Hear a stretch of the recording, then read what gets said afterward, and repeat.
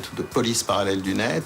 Ça n'est absolument pas le terme approprié. Il faut nous comparer aux radars automatisés le long du périphérique.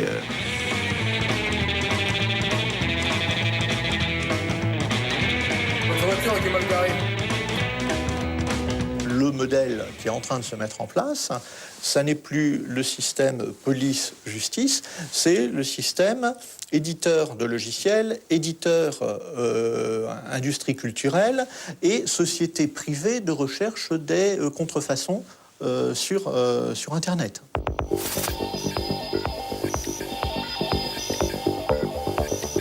Lorsqu'un utilisateur vide ses données, en fin de compte, il efface que la première lettre de son fichier et le fichier est toujours entièrement présent sur le disque dur.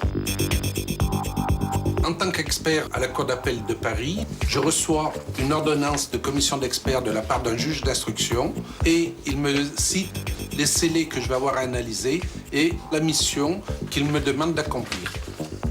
Alors, on a ici un ordinateur, tout ce qu'il y a de plus standard. Vous constaterez qu'il y a une description, effectivement, du cas. Hein, et j'ai même un scellé à la cire, donc c'est très traditionnel. Mais c'est suffisant pour protéger l'intégrité de l'équipement. Un disque dur effacé peut être récupéré, un disque dur formaté peut être récupéré, un disque dur qui a été abîmé par un virus, un disque dur qui a été abîmé par quelqu'un qui voulait cacher de l'information, oui, on va récupérer. Le disque dur est structuré avec un index et des données. Ce qu'on cherche, c'est accéder aux données qui existeraient encore, et on le fait grâce à l'examen des index qui existeraient encore, ou bien on répare les index. On peut tout retrouver ce qui a été fait sur un disque dur, que ce soit les fichiers qui ont été créés, modifiés, accédés ou effacés. Alors là, on va partir sur une date au hasard, donc en 2002, le 11 septembre 2002. On va augmenter la recherche pour aller plus précis. Alors, à 15h19 et 12 secondes, il est en train de regarder un fichier qui est effacé. Voilà, donc le gars là était en train de consulter justement un fichier Word avec des liens Internet. Et j'ai même été rechercher le lien Internet qu'il était en train de consulter dans le fichier Word. Voilà, il est en train de rechercher sur Nicolas Copernic. Si vous envoyez un email, effectivement, une lettre d'abord. La lettre, déjà, quand vous l'écrivez, laisse des traces sur le disque dur. Cette lettre, ensuite, vous allez la mettre dans un email, par exemple. Cet email laisse une autre série de traces sur le disque dur. Vous envoyez ça avec votre messagerie. Il y aura même des traces qui seront sur des serveurs de messagerie sur Internet. Comprenez bien que si vous voulez effacer quelque chose, il va forcément rester des traces.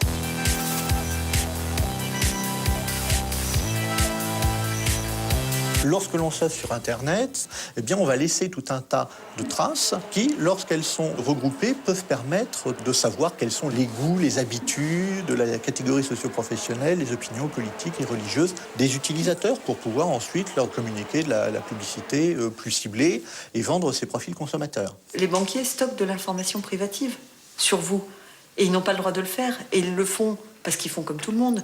Ils ont votre dossier, donc pour le bon suivi du dossier, quand il sera transféré, on met une petite note sur, globalement, votre état de forme, si vous êtes plutôt quelqu'un de sympathique ou de désagréable, plutôt comme ci et plutôt comme ça.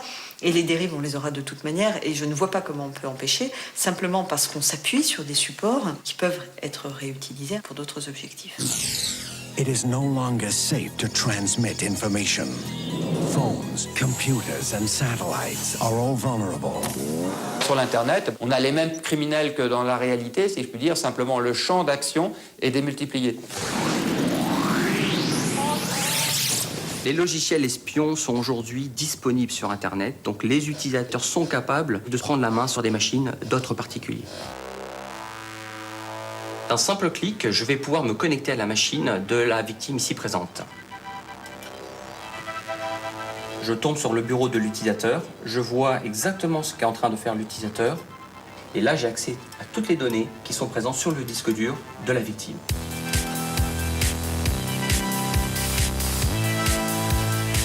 Les gens susceptibles d'utiliser ces outils sont de deux types. Vous avez le jeune hacker qui souhaite prouver au reste du monde qu'il est capable de prouesses techniques.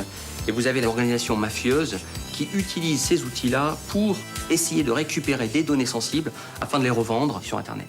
Soit pour une opération de spamming, c'est-à-dire d'envoi de masse de publicité non désirée, soit pour aller je dirais, en complément du phishing. Le phishing, c'est l'envoi d'un email se prétendant être d'une banque, d'un opérateur télécom ou d'un site d'enchères et qui va demander à la personne son identifiant, son mot de passe, son numéro de carte bancaire, son code confidentiel. Le phishing, c'est ni plus ni moins que de faire passer un site pour un autre, de collecter de l'information personnelle concernant les gens, donc qui peut être de l'information concernant leur vie privée, leur compte bancaire, des codes d'accès à des informations qui leur sont propres, à des fins détournées. Moi, je me suis fait piéger sur Internet. Sauf à être un tout petit peu informé, sinon vous tombez dans le piège. Et on ne va pas vous voler beaucoup, on va vous voler 20 €, 30 €. Vous allez évidemment vous dispenser de porter plainte parce que les sommes ne sont pas assez significatives. Il faut prévenir les gens autant que possible, même lorsqu'on reçoit un programme envoyé par un ami. Celui-ci n'est peut-être même pas au courant qu'il vous a écrit un mail, puisque c'est un virus qui se trouve sur sa machine qui vous écrit. Il ne faut pas trop angoisser, mais une certaine méfiance saine est tout à fait utile.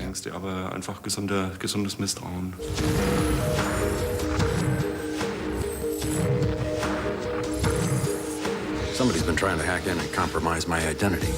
You think somebody got my information off the internal network? Don't worry about this. I'll clean it up. Les cybercriminels ont effectivement constaté que c'était simple pratique, facile à dérouler puisqu'on peut le dérouler depuis n'importe quel pays dans le monde et que par conséquent c'était un outil qui était probablement bien plus efficace que d'aller cambrioler une banque avec un bas sur la tête et un revolver à la main. This is about robbing the bank, isn't it? You have to do whatever they want. I spent 20 years trying to protect this bank. How do you expect to get in and out of here? You design the software. You find me a way in. Beaucoup de procédures de phishing, d'auteurs de phishing, passent par des filières russes ou bulgares. Mais ça ne veut pas dire pour autant que ce sont ces pays ou des personnes, des nationaux de ces pays qui sont derrière. La délocalisation complexifie bien sûr l'action judiciaire. Dans des pays où des données personnelles sont beaucoup utilisées pour s'identifier, pour accéder aux services sociaux par exemple, comme en Amérique du Nord, ils ont tout de suite et très vite eu de gros problèmes de vol d'identité.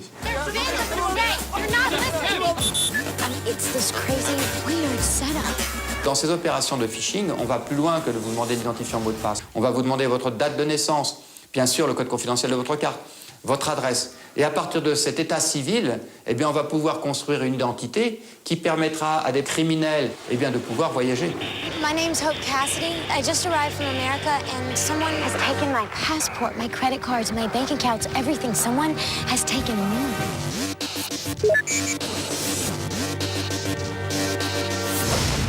Tomorrow you will be charged for a double murder. Là où les choses deviennent relativement dangereuses, c'est qu'on a l'impression inconsciente que parce qu'on se trouve en informatique, c'est-à-dire dans un monde formé de 0 et de 1, de oui ou de non, que l'on va pouvoir poursuivre 100% des infractions qui sont commises.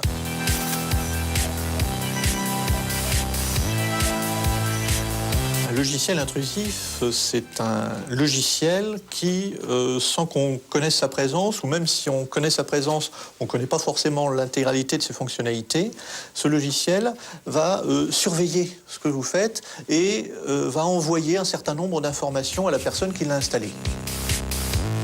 Par exemple, Google Search permet de faire une copie provisoire, pendant un mois, du contenu de tous les ordinateurs que j'utilise simplement pour pouvoir me permettre d'accéder au contenu de tous ces disques durs. Oui, on vous trace, mais vous êtes tracé partout. Vous allez chez Auchan, vous faites vos courses. Si vous avez la carte Auchan, ils tracent l'ensemble de vos courses. Vous allez recevoir des lettres vous proposant des promotions sur des produits qui correspondent à votre profil. Vous êtes suivi partout, partout, partout, partout. L'un des risques possibles, c'est que quelqu'un, par exemple un État, puisse chercher à distance, sans même se connecter sur son ordinateur. Il suffit de se connecter sur la copie qui se trouve chez Google pour recueillir un certain nombre d'informations. Pour moi, il y a un véritable danger démocratique. C'est pas comme ça qu'on fait dans une démocratie.